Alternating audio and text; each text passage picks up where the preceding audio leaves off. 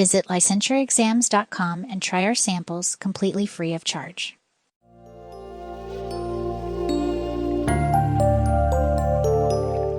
Well, hello there.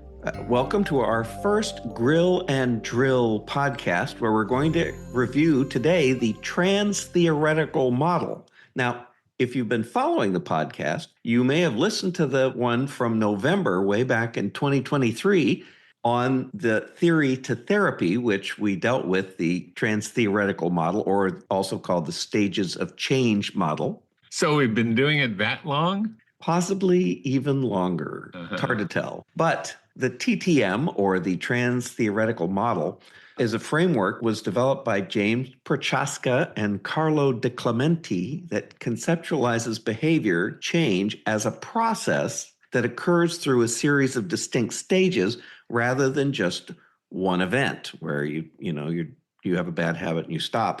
They recognize that there was a process to it. Hey, do you have any idea how they figured that out, Eric?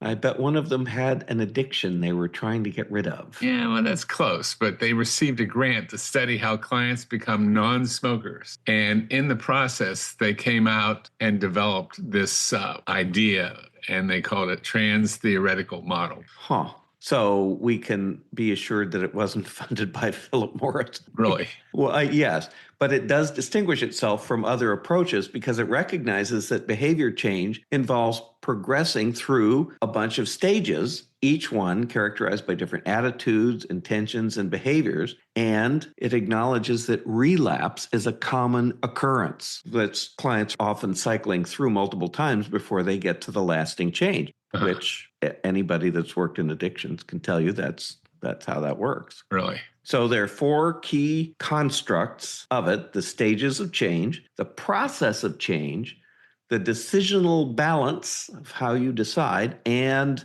the concept of self-efficacy. So it basically, what I hear you saying, Eric, is that it's just a bunch of different theories that have been thrown together. Well, yes, it is, but it was written in an academic way. And remember, if it's academic and it's research, then that's legitimate. And it draws from a bunch of different theories. That's why it's transtheoretical.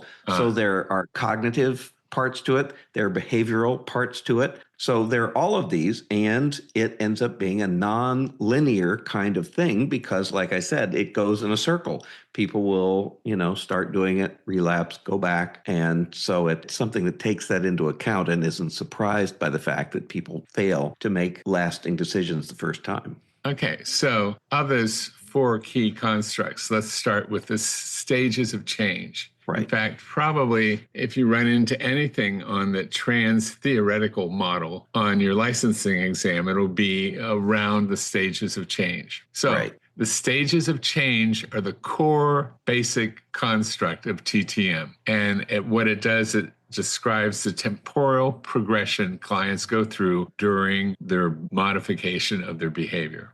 Right. So the first part of the stages of change is called pre-contemplation. So during pre-contemplations, clients are not considering change. They're unaware that they have any kind of problematic behavior. They don't want to make any kind of changes, at least for at least 6 months. They don't think there's a problem to address. Like I said, they have really limited insight on how their behavior is linked to the negative consequences that are happening in their lives. They may have tried to modify their behaviors, but they've been unsuccessful in the past, and basically they become discouraged. So the concept of the pre-contemplation stage is that they're just not ready. And that leads to, when they finally are ready, that's the contemplation stage. So pre-contemplation, before they start, and contemplation is where they actually start looking at the pros and cons. They still feel ambivalent, but they're getting their mind around the fact that whatever the people around them think is problematic, they're finally beginning to see it as problematic as well. But they're still flip-flopping. So that's why it might last a while in the contemplation stage. And the overall concept then is getting ready. Right. Then they go into the preparation or planning stage. This is when the client is intended to take action soon, and they're thinking of maybe having small steps that will help them do that. So they will get a piece of paper. They've written down the pros, they've written down the cons, and they've decided that the scales have tipped in the side of pro, that they do need to make changes. So they have intention to make some kind of changes within the first month or so. Basically, the preparation stage is that they are ready. They're ready to make those changes. And then after you've, done that, now you're in the action phase. You're starting to actually do what it takes to modify your behavior. And some changes are occurring. Now, whether they're lasting or not, that's something else. But you're making the actual steps to change. Whatever the techniques are, and however you modify habits, all of that changes depending on what you're trying to change. But the overall concept is you're doing it. Mm-hmm.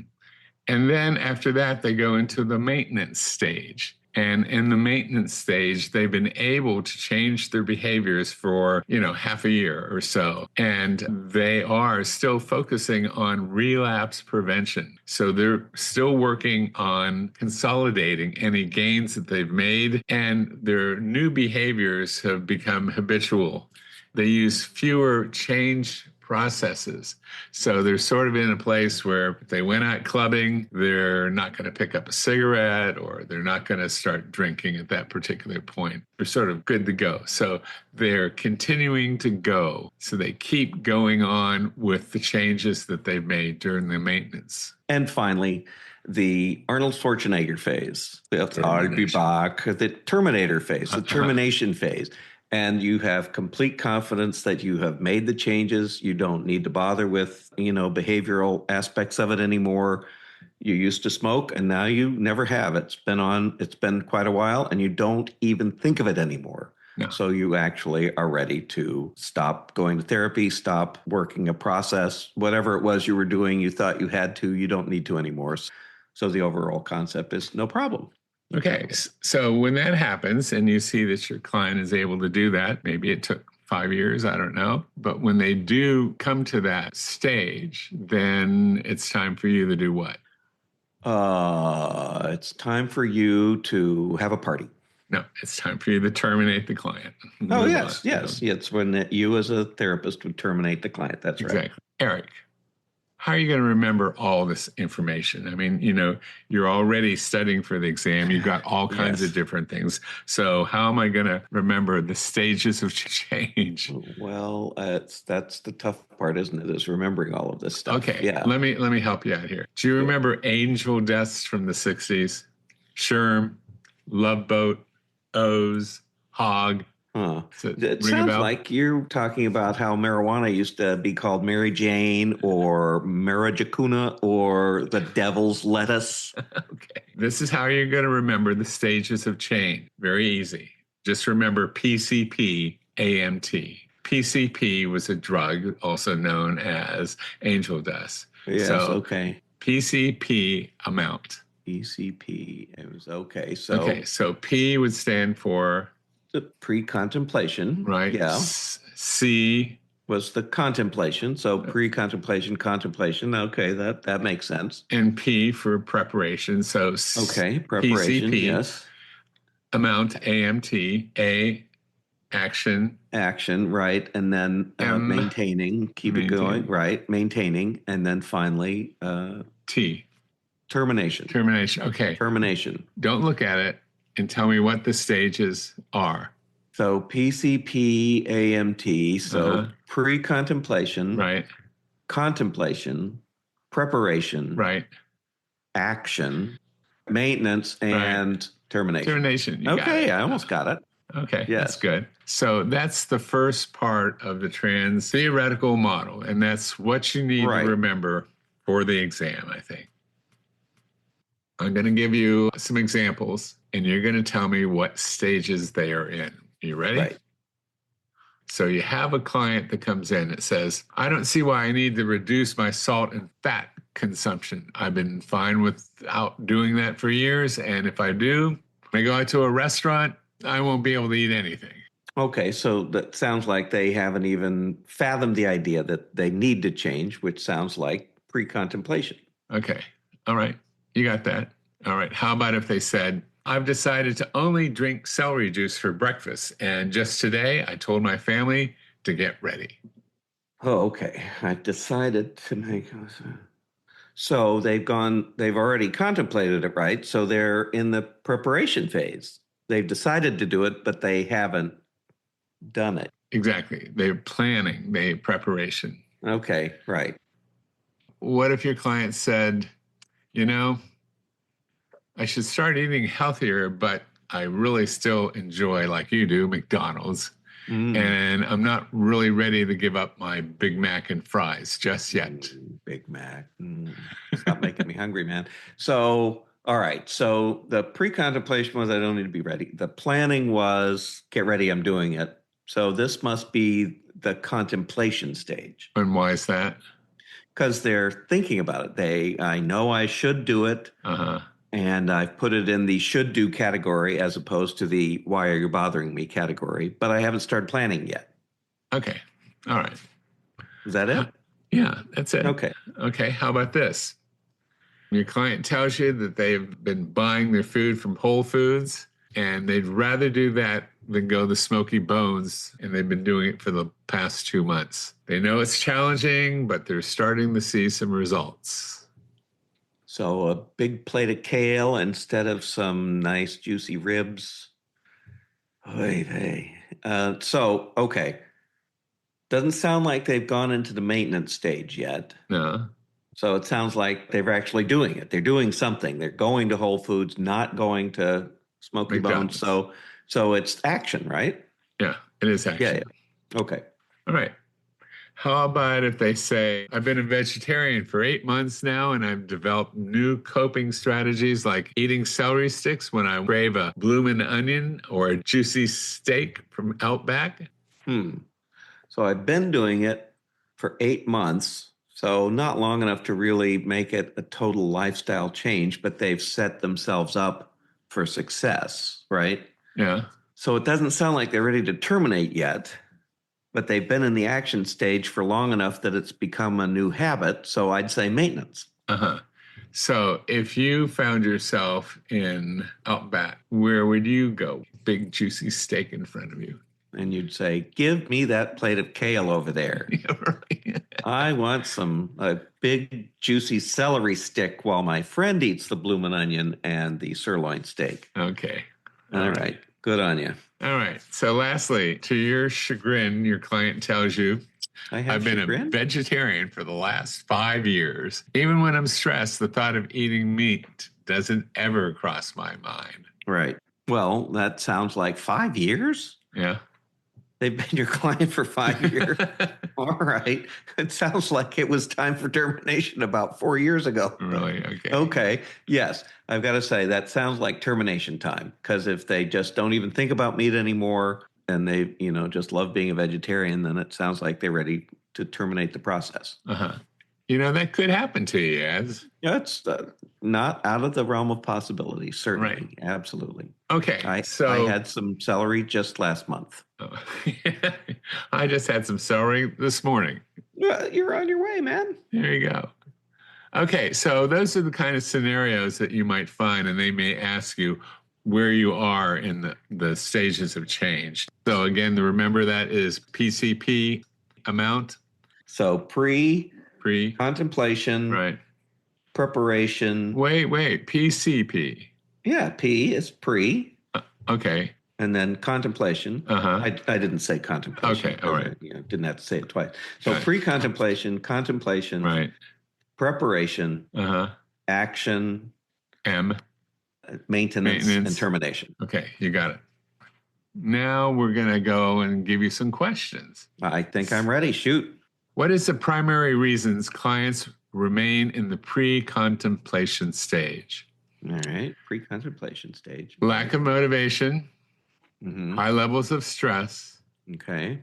Lack of awareness about their problems. All right. Or success past experience. So, why would I stay in the why would I stay ignorant of the fact that I have a problem? Right. I'm going to say that I'm so stressed I can't deal with it. B. Close, but no cigar. Oh, man.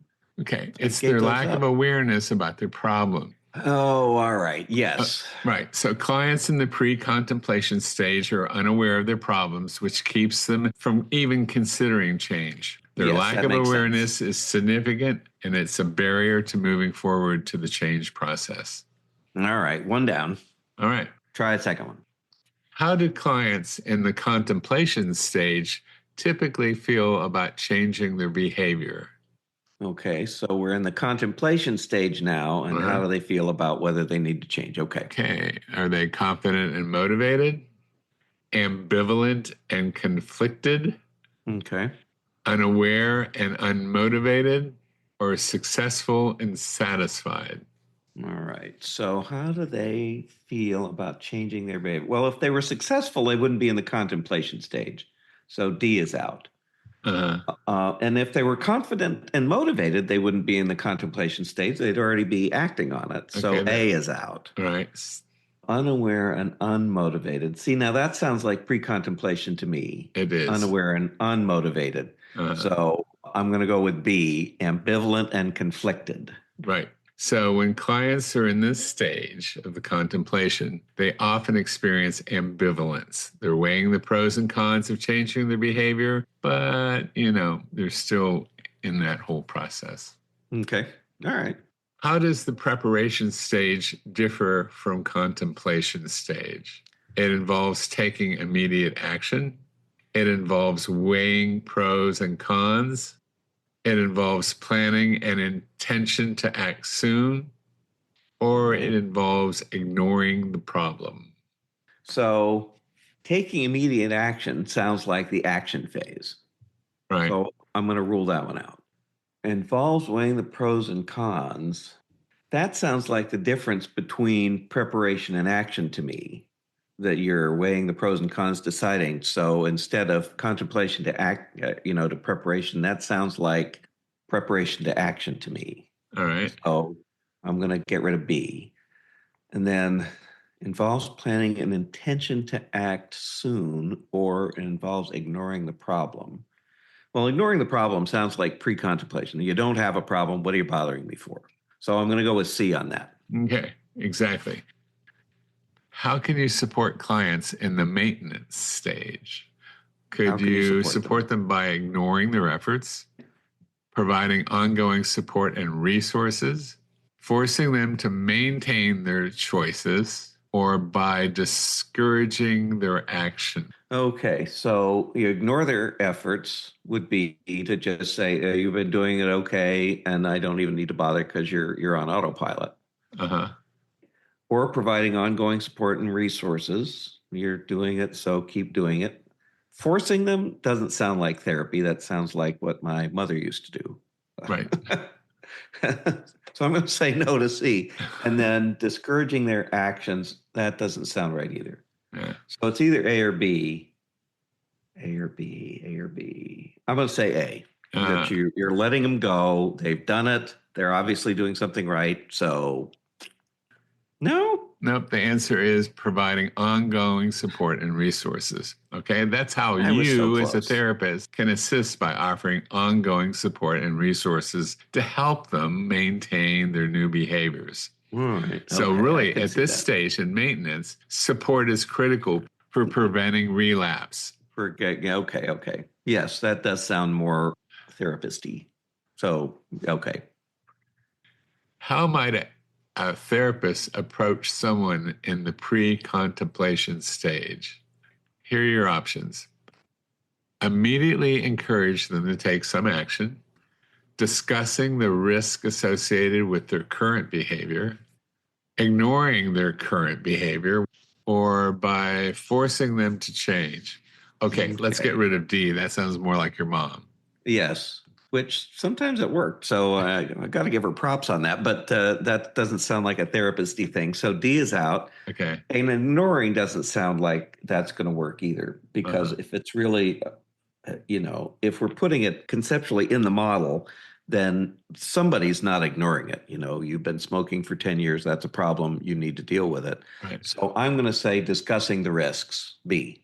That's right. What is a common challenge faced by clients in the action stage? Lack of awareness about their problems. No, because they're in the action stage. So they're aware that they have a problem. So A is out. High levels of stress. Well, they would have high levels of stress, yes. Although common challenge. I got to think that not everybody's going to have a high level of stress. Okay. So I'm going to put that one off to the side. I got to hear the rest before I know whether that's okay. Successful past experiences. Well, that's not a challenge, so that one's out. Okay. If everything's worked, you're not challenged at all, so that wouldn't be a common challenge. Okay. So obviously the last one is maintaining motivation and overcoming obstacles. Yes. That's it. Want another one? Yep, keep going. What is a common challenge faced by clients in the contemplation stage?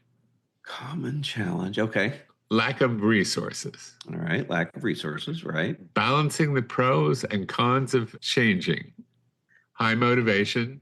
Successful past experiences. Yeah, no. So, yeah, it's B. It's got to be B because they're weighing the pros and cons, right? If they had all the success in the past, they don't need to contemplate. And if they didn't have any resources, then they're probably not contemplating either. So, yeah, I go with B there. What is a common misconception about clients in the pre-contemplation stage? They are highly motivated to not change. They are aware of their problems, but choose not to change. They are unaware of their problems. All right. Or they have successfully changed their behavior. They're unaware of their problem. Right. Okay. You hit it. That's it. Yeah, I think that's it. Is that the misconception would be that they're unaware when they probably are aware. But they just don't want to admit it. Right. Well, this has been interesting, Ez. All right. Yes. And I got to say, Dr. Hutchinson, that it's not as complicated. You know, once you have those 6 down, they sort of sell themselves once you see how that breaks down. Right. Not that it's easy if you're actually working it, but from the outside, you could see how how actions could fall into each of those categories. Exactly. Part of the key is to remember the 6 stages, right? Yeah. PCP amount. PCP AMT. Very good. And remember, it's in there. It's in there. Thanks.